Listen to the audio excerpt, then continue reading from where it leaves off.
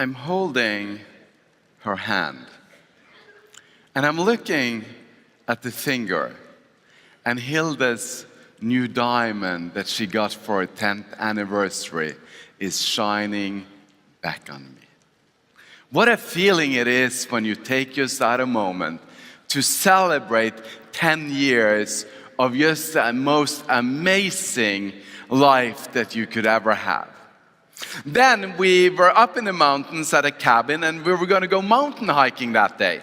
And you know, mountain hiking, that is one of the favorite things that I do in my life. Since I was a little boy, I've been mountain hiking. In fact, when I was 2 years old as a boy, I would not let anybody in my family walk in front of me. I would be the one climbing the mountain first. If anybody passed me, I would cry my heart out, sit down and not move again before they were all behind me. I'm a bit competitive. So we're climbing the steepest hill called the back slope, and we're climbing up that, and we've done it many times in the winter time, but this is the summertime. And as we're getting up that, we're about 8 or 9 minutes into our hike, which would probably last us about 6 hours. And then Hilda's feet is starting to hurt because she's getting blisters in the back.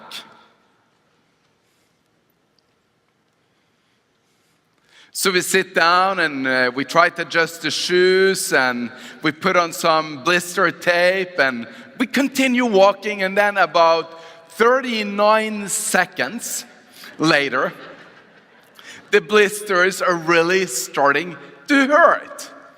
So we sit down again and we try to adjust it, and we think everything is fine, and we start walking again, and about one step later, it starts hurting again. Anybody had blisters before? And you're walking a hill that is going straight up like this. There is like no way to avoid this. So what do you think she did?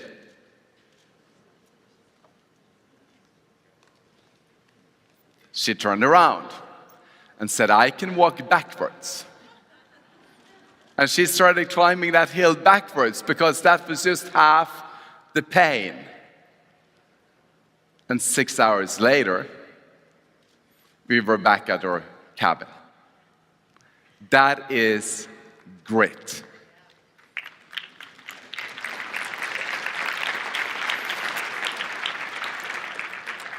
Come on, give her a hand for that. It's amazing.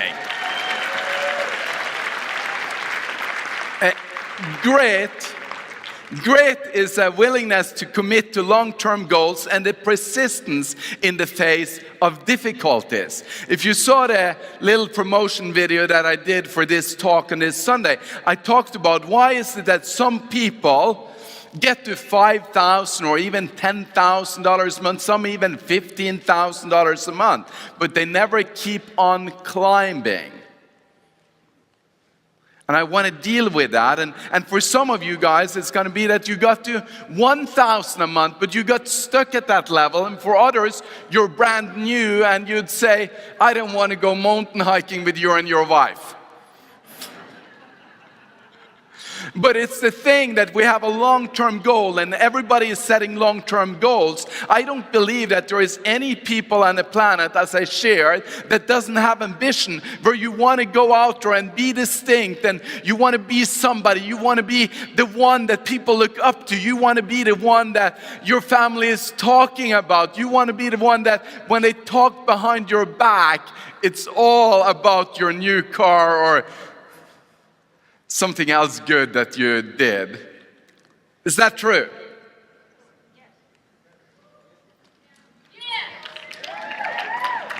I'm talking to you. Is that true? Do we want this? So let me just do a very simple example of what I mean about this, because our journey looks kind of like this. So we want to get to the top of the hill. And when we joined our business, It's kind of funny when we join, you know, everything is looking like it's going to go so fast, isn't it? And the truth is that in the beginning, it's really easy, because when you join, it's kind of like you get this trolley and you're just going to push this trolley to the top of the hill. Pretty simple thing, especially in the beginning when it's flat. And then on this trolley, we get a fairly good-sized stone that is weighing like a few hundred kilos. And then you're behind this trolley here, and your job is to push it up the hill. Pretty simple concept, could you agree? So you just get the trolley up the hill. And on the top of the hill, that's where ambition lives. That's your ambition. That's your, I'm at a good place now. If you just could get that up the top of the hill. So in the beginning, this is very easy. Have you ever pushed a trolley with a stone on it?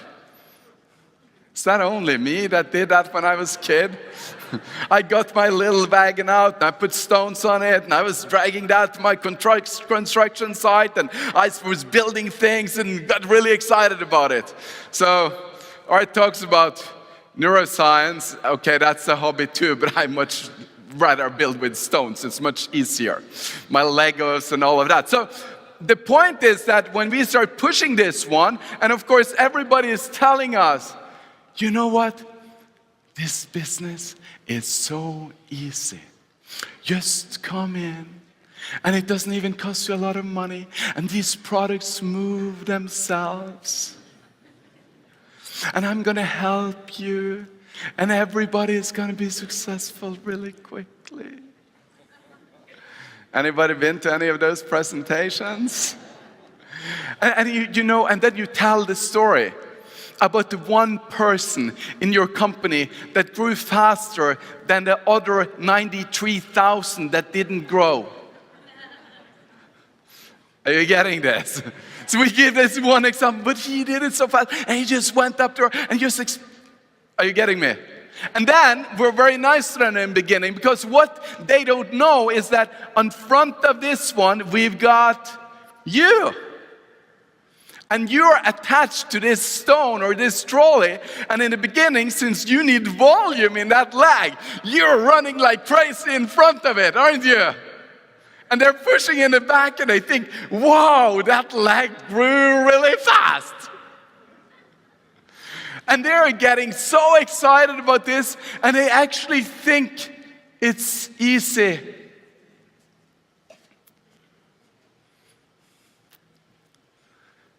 But then what happens? We get a bit up in the hill. And now it gets much tougher to push the wagon up the hill. Newton's law,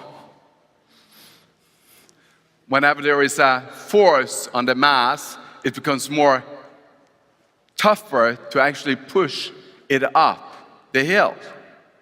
And this is where the challenges start, but it gets worse. Because you, of course, used to be in front of this trolley.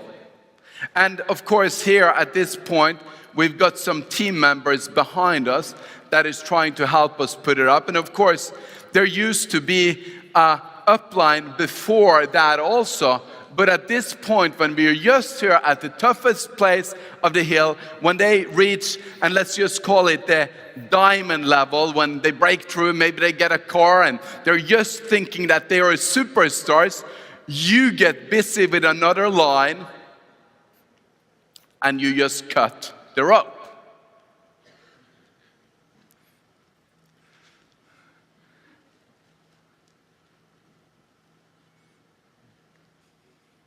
Anybody done this? And of course you're wondering, why isn't that line growing anymore? Well, you stopped pulling your load. And then you go, but they were supposed to just push it up the hill. But of course, it became heavy on you to go up that hill and at the same time pulling other trolleys up the hill. So you needed a 3-week vacation. And in that 3-week vacation, of course, your people is struggling because now they got more of the load.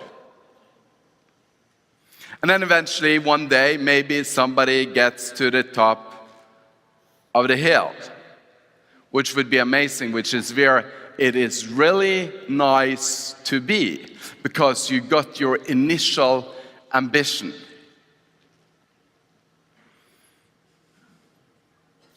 What happens when you've worked out insanely hard? Anybody? You get sore, don't you? And when you've worked so hard that maybe you did a 90-day run, maybe it was a 180-day run, maybe you worked hard for 5 years to get to the top of that hill. And you know the pain in your legs, you know the blood, sweat, and tears, you know how hard you had to push. You knew that every Friday or every month close or every week close, you would have to be there on the phone until after midnight, and you were pushing volume in, and you'd go out and you'd actually recruit extra people to put them in under them, meaning pulling your load up that hill, and you were helping all of these people, and you were so excited, and you're totally exhausted after you're a platinum member with 3 airlines and all of those things that follow success. Like when I see people with a high airline membership, I say, I feel sorry for you. You're in the same category as me. Everybody else go, I wish I was diamond. But here's the thing, now you know how tough it is to climb that hill. Now you know the pain. Now you know how much it will take out of you. And that's when you need grit.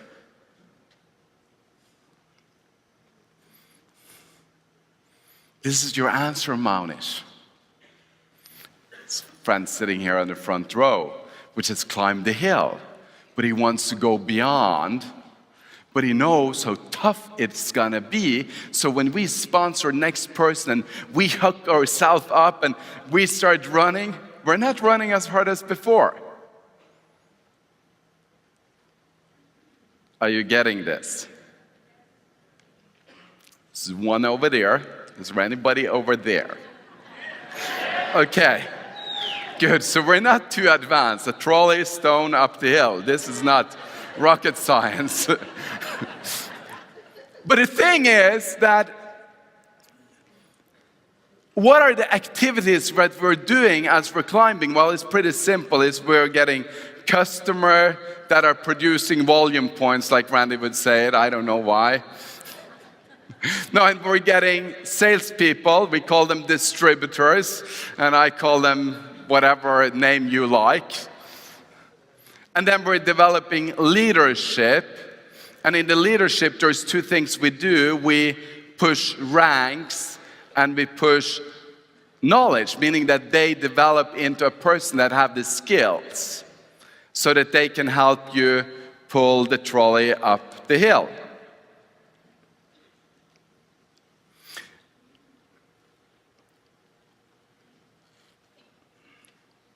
But the problem is, to get to all your ambitions, you actually need to have a deliberate practice around these areas. You're never going to be the one that climbs the mountain the fastest. You're never going to be the one that wins a race. You're never going to be the driver that beats the other drivers. You're never going to be the soccer player that scores the most beautiful goal unless you've got deliberate practice. And you're never going to be the leader that people look up to. Even though you've got the check, you'll never be the leader unless you refine your art or your skills with deliberate practice, so that you know that you're doing this for a reason. And that's why when we get to a certain level, we kind of seem to get stuck.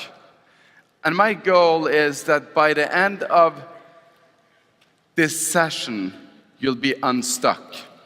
And you'd get the courage to push that wagon up the hill every time you sponsor somebody new, and that you don't ever let go again, but yet you're finishing the race every single time. Even when you get blisters, even when, and I must say that, having a kid, this is a new game to me.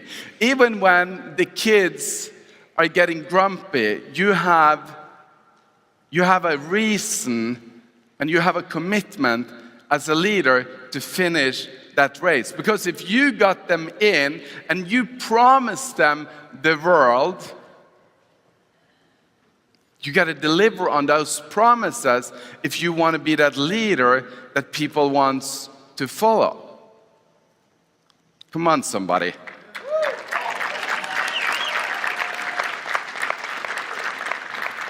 Because we give people an expectation, and we've got an expectations, haven't we? So the expectation is, know what you want, know the price that you have to pay for it, and then start paying the price today. So as soon as we have that expectation, that dream, that ambition, we know what we want, well then there is a price to pay. And whatever that price is, we got to start paying it today.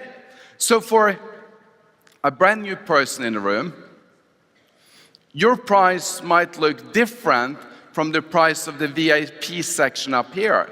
But it's still something that you got to pay on a daily basis, because unless we're willing to really strive for it, unless we're willing to work really hard, why should you be rewarded with so many better things than the rest of the world? That's a valid question, isn't it?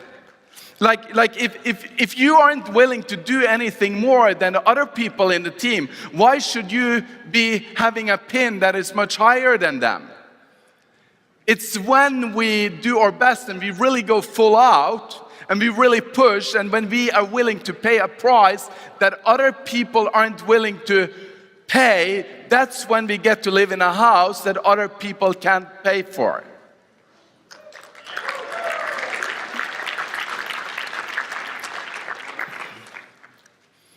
And it might not be the house, it might not be the car, it might not be the watch, it might not be the vacation, but maybe like we saw this lady at the So Do You Think You Can Speak presentation, that you have some missions, something given to you, a burden that is laying on your heart where you want to go and help people.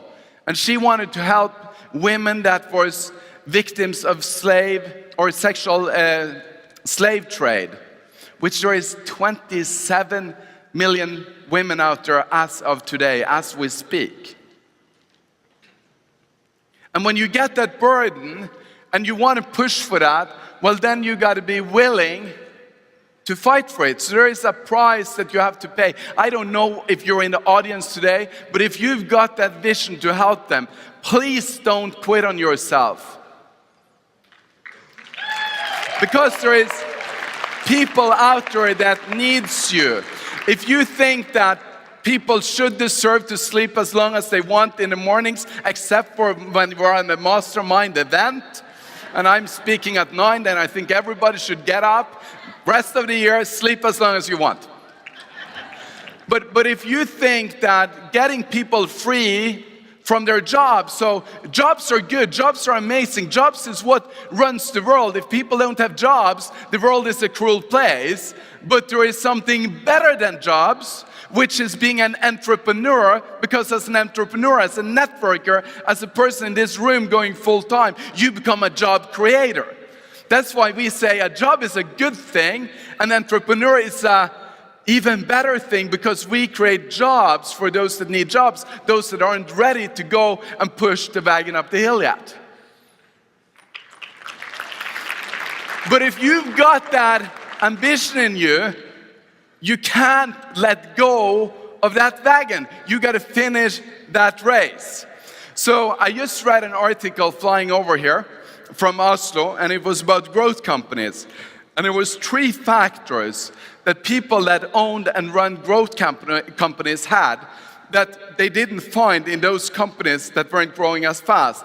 And the rule for a growth company in Norway is that over the past 4 years, the company should have at least 10 employees, so it should have to have some employees. It has to at least double their sales in the 4-year period, and it has to be profitable every single year.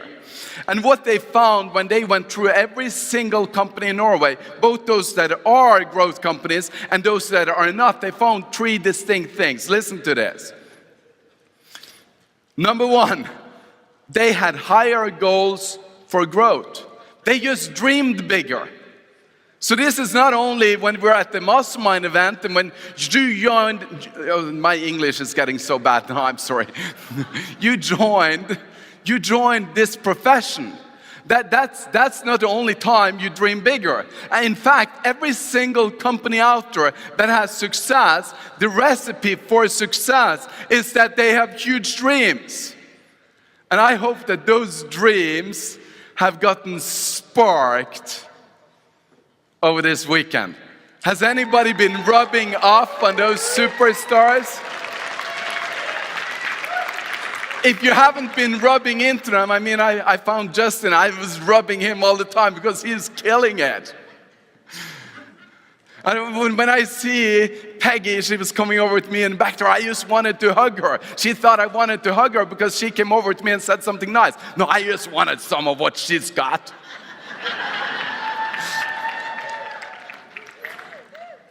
Because when we hang around people dreaming bigger, when we hang around people dreaming bigger, when we hang around people that have already pushed it to the top of the hill, do you know what? It gets easier to believe that you can do it. I was just actually talking in the back of my head from that door, walking all the way down there, sit down there, and I had my fantastic friend Antti coming over, giving me a shoulder massage. Thank you, Antti. I always thank him from stage because I forget to thank him just when he's done because then I'm so busy getting ready. But I was thinking that, wow, I had a conversation with several people this morning that is producing more volume in their business than I'm currently doing. And I know them, and I'm going to teach them. I'm speaking that I'm going to go out and do the same. I'm so excited. Are you getting this? Because if you can see them, and you can mimic what they've done, and you can get some of the keys that they're using, you can do it. Because the minute you see your ambition and you develop the grit, there is nothing that can stop you from living at that new level that were just promised to you. But there is going to be a deliberate practice. Because unless you're willing to become the best of the best of the best of everyone in your company and getting customers, you're not going to create the following in your team of having the best of the best. Unless you become the best of the best in enrolling distributors, not necessarily saying that you are the one that have the highest sponsoring average, but that you're the one that never lets that trolley go down the hill. Because I've seen so many times that people get all the way up here with their trolley and they're up here and then their uplines let go, and I've seen them after the trolley comes down the hill and they've been crushed under it, they lose their car bonus, they lose their thing after one, and they look like tomato ketchup. It's a blood pool because somebody let go, but you got to be the best one of seeing your people through, and you got to be the best one on leading them. Becoming leader is not easy. Do you know why it's not easy? Because you got to be the one often carrying the negative news. So let's go back to, do you think you can speak? So up here, it's really hard to be in those chairs because we know out of the 4 of us, somebody got to deliver the negative news. And then Art starts speaking first every time.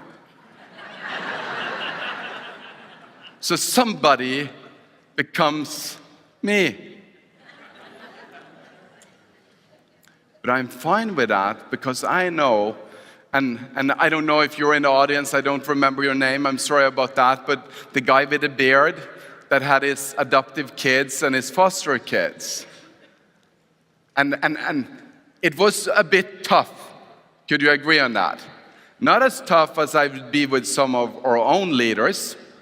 So be glad you're not in our team. But it was a bit tough, but we did get the message through and we did hug up here.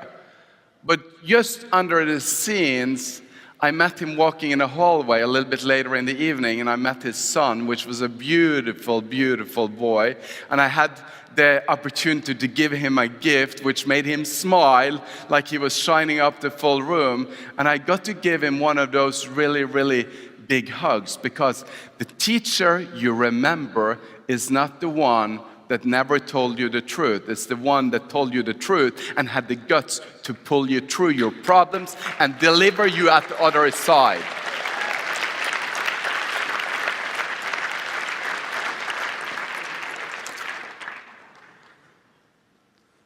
So the second time up the hill takes a lot more grit. That's why it's so hard to push beyond. The third time up the hill, you know so well how much pain you're gonna have that you are actually scared of that hill. Anybody wave to me if you've been in this position, okay? You're seeing them waving in the front. The next year you want to be in these front seats, by the way. And I hope you all got your tickets for next year, because if you think this year was good, next year is going to go beyond. But you got to develop that grit, and let me just deal with a few things that is a little bit more technical for a second. When we have grit, it means that we go and we have more effort, there is more planning, there is more persistence, we spend more time on getting our good strategies together, and we have, or we develop what it really takes to succeed. Embracing this knowledge will not only help see yourself reach the goals that you have more accurately, but when you start developing grit, you actually get more grit in the process. So the second time up the hill actually makes you more capable of running up the hill the third time, and the third time up the hill actually makes you more capable for the fourth time up the hill. That's why when you see Sarah, which got a lot of grit, I mean, she has been one of those people that just amazed me from year to year, because at that age, with that paycheck, with that organization, and still she takes the time to do everything that she does together with her husband in India. I mean, that is amazing. But that's great, because she's run up that hill and she run it again. And here is the thing, when we start exercising, the faster you get back out exercising again, the easier it is to overcome those sore legs. We know that for a fact. If you've studied exercising, you know if you wait too long, the pain is going to be as sore again. So if you exercise really hard one day, and then you wait 2 weeks and you exercise really hard, the same pain is coming back. And if you continue just every 14 days for the rest of your life, every time you exercise hard, it's going to be painful. But if you exercise every third day, after about 3 months, it's not going to hurt anymore. But you're going to build some intense muscle on pushing that wagon up the hill.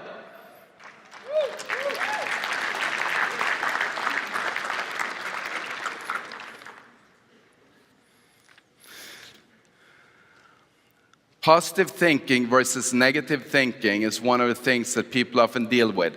Let me just show you an example here. When we think, there is actually neurons in our brain, and the neurons in our brains looks like this. They are sending out signals to each other, and they're communicating. And we don't only have neurons in our brain, we have neurons in our heart, and we actually have neurons in every single cell in our body. So when we think, we affect the whole being, okay? When we think negatively, we produce an insulator in our blood veins called cortisol. So negative thoughts actually make sure that the communication between the different parts of your body stops. When we think positively, we produce a conductor which is called serotonin. So when we talk about positive thinking, it's not just that we think that that is something good. No.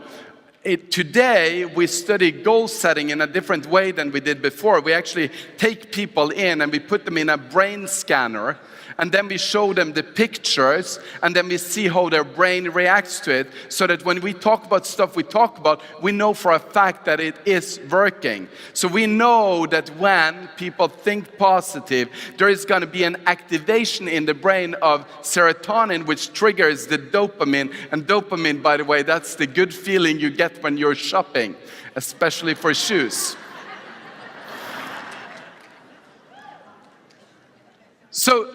And that is spreading throughout your whole being, and you feel more powerful. And you've probably seen the example of somebody taking somebody and put them on stage, and then they put out their arm and they say, think really negatively, and you can take like one finger and put it down, and then you say, think really positively, and you couldn't push down their arm. If you don't have seen it, well, try it in the break. When they say positive affirmation, they become powerful. I think Hilde talked about power thoughts, so how the putt is more easily put, and how the puzzle is faster laid if you have power thoughts, if you think positively. But I want to go beyond this old knowledge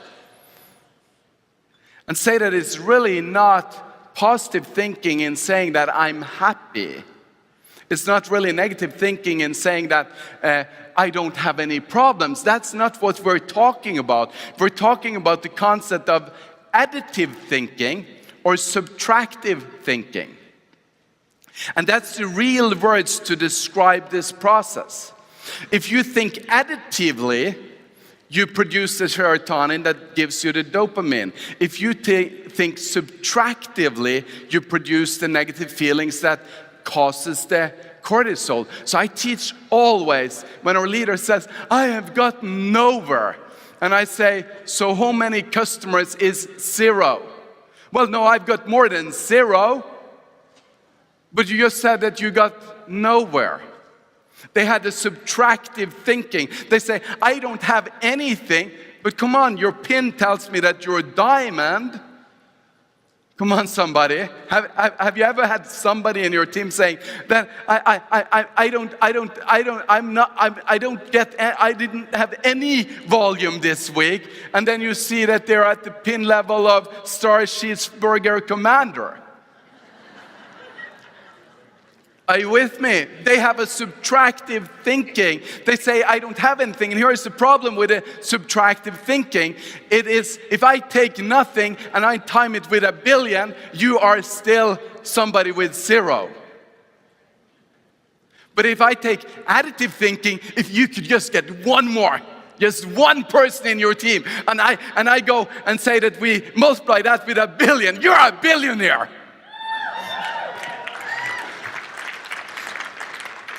And billionaire is maybe a little bit big here, but if you think about it, if you have 1,000 and you say, and you talk about those 1,000 customers in your group as nothing, and you double it, you've still got nothing.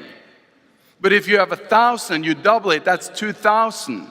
So if you just count what you have and multiply, and focus on growing what you have, it can look really good. That's why we always draw these examples of 2 becoming 4, 4 becoming 8, 8 becoming 16, 16 goes to 32. And on the 28th level, you've got more than 7 billion people in, which is the goal of everyone here. Just 27 levels of your Fast Start program, and you will have to go home and make more babies.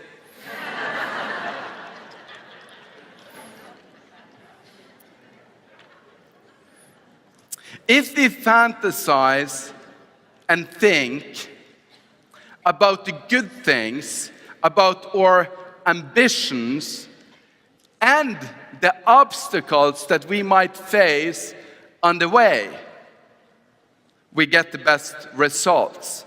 Because when we do that process of doing the additive thinking, where we're not afraid of anticipating that on Tuesday, some of this mushy good feeling that you have when you leave here is going to be lower. And we anticipate that somebody is not maybe going to do exactly what you want. So we think about that obstacles and we plan on how we get through it. We take those lofty aspirations and we turn them into solid goals that we are willing to fight for. Because if you tell people that this is just going to be easy, well, here is a study on weight loss. Those that thought it was easy and those that thought it was difficult to lose the weight, you know what? The difference between the easy group and the difficult group was 24 pounds in weight loss. If you work with a weight loss company, this is important. 24 pounds more loss to those that thought it would be difficult to lose the weight.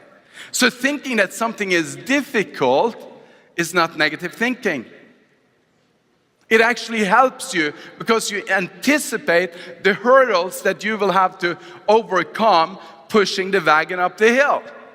Or as in the first example on your mountain walk, when you anticipate that there is going to be challenges reaching your ambition, you're actually going to be more capable of overcoming the problems. Those that were in the breakout session that I had, I drew this. So there is you and then there is a big box between you and your goal.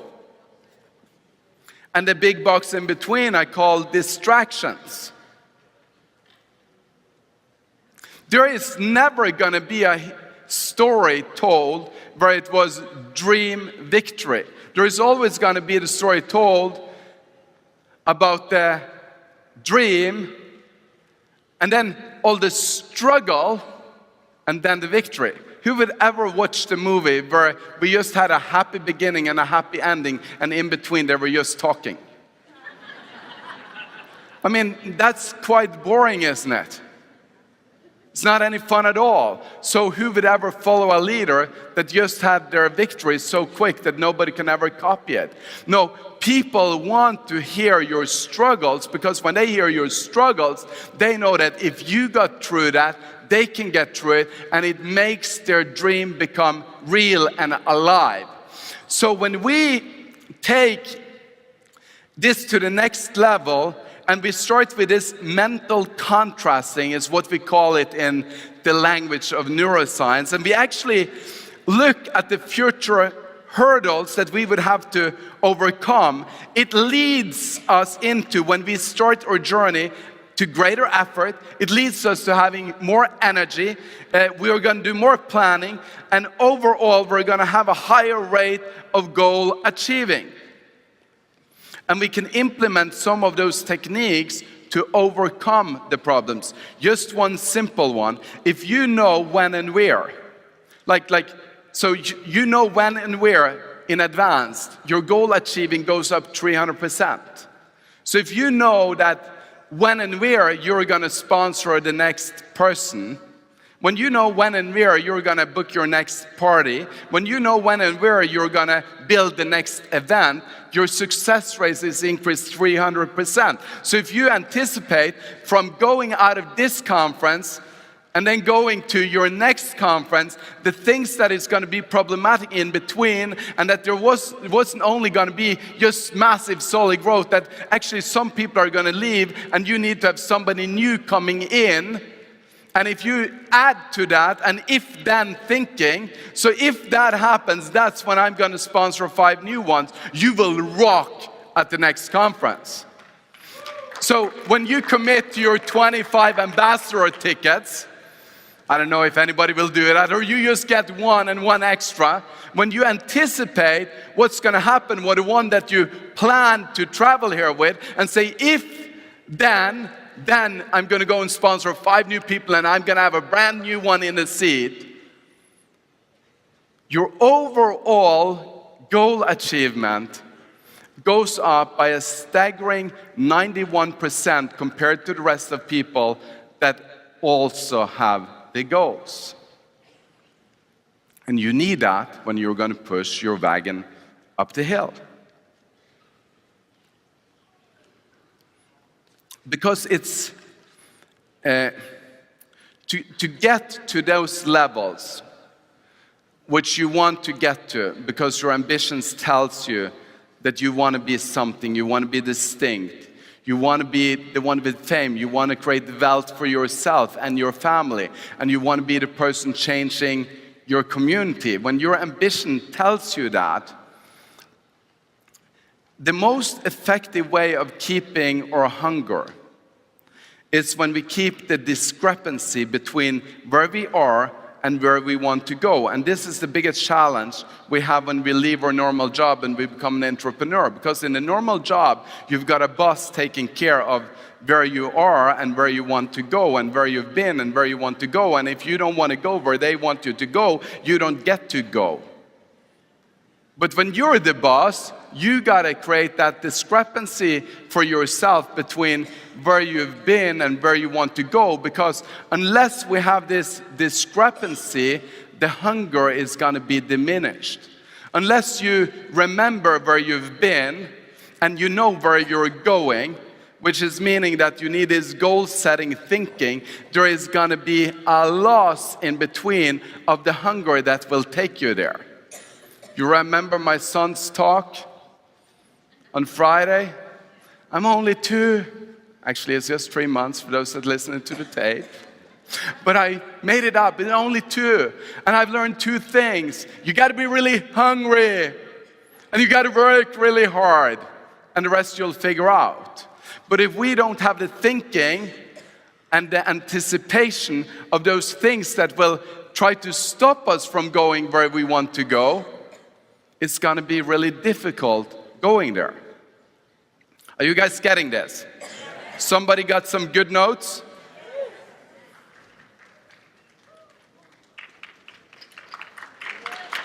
There's somebody over there, okay.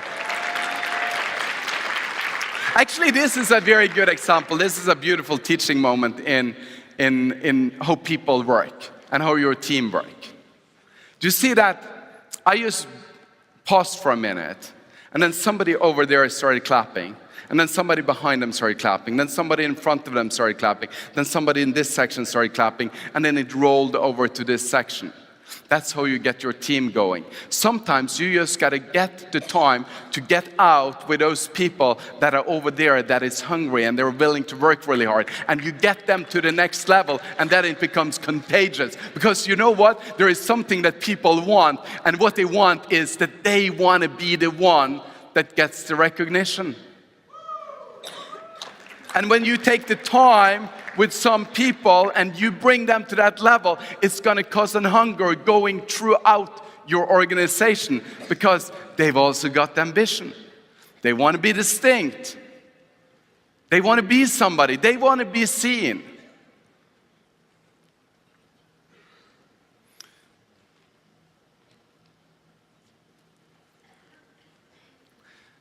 So the dynamic force of believing, by the dynamic force of believing, you can set all your inner forces in motion, and this in turn will help you reach your goals. What you believe yourself to be, you are. The more you believe in yourself, the greater will be your achievements. And if you want to be great, you must walk with people who are really great. I hope you wrote all that down. The thing is that getting to the top of the hill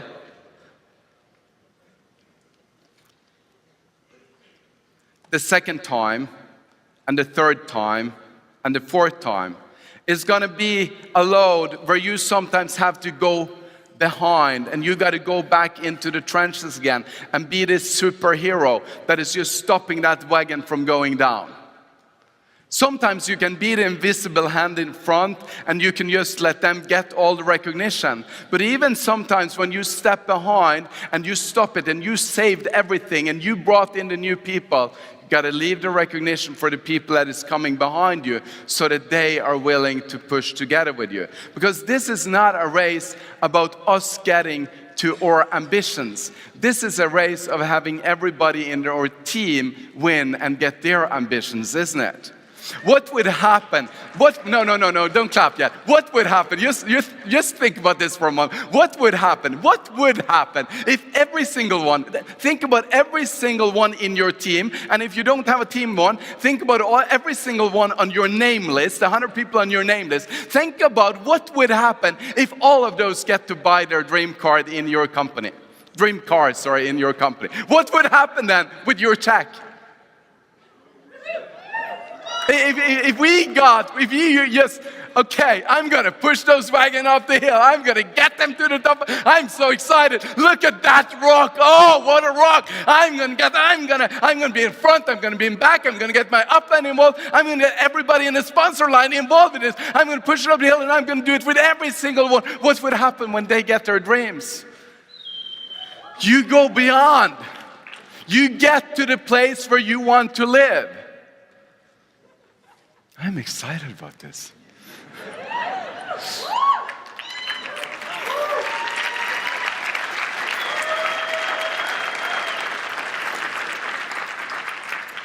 So in the book Happiness Advantage with Swan Aker, I read about a school in Soweto, South Africa, which was planted by Nelson Mandela and Desmond Tutu.